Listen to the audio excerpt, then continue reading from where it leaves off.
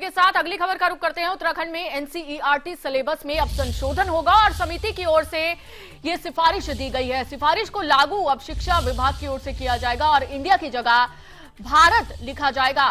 तो आपको बता दें कि हमारी विरासत पुस्तक की शामिल की जाएगी और नई शिक्षा नीति के तहत ये पुस्तक शामिल की जाएगी और ये बड़ा फैसला लिया गया है। और लगातार हमारे संवाददाता अभिषेक हमारे साथ बने हुए हैं। अभिषेक, क्या कुछ जानकारी इस खबर को लेकर सामने आ रही है?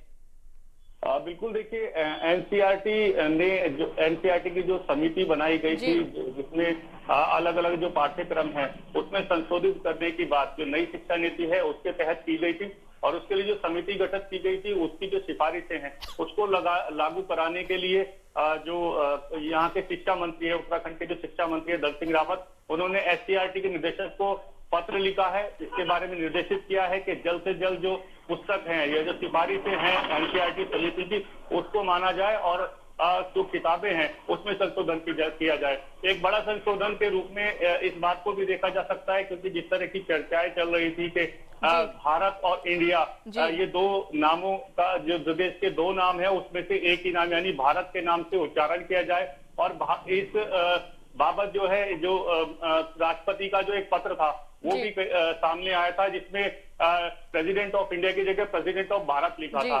उसी कड़ी में एक बड़ा कदम ये भी है कि जो एनसीईआरटी की नई पुस्तकें हैं यानी राज्य में जो एनसीईआरटी की नई पुस्तकें लागू होंगी नई शिक्षा नीति के तहत उसमें इंडिया की जगह भारत का नाम। लेकिन अभिषेक, इस बीच सवाल ये भी अहम है कि इंडिया की जगह भारत इस समय में क्यों किया जा रहा है? क्या ये आईएनडीआई गठबंधन को लेकर ये बड़ा फैसला किया जाएगा, ये बड़ा बदलाव किया जाएगा?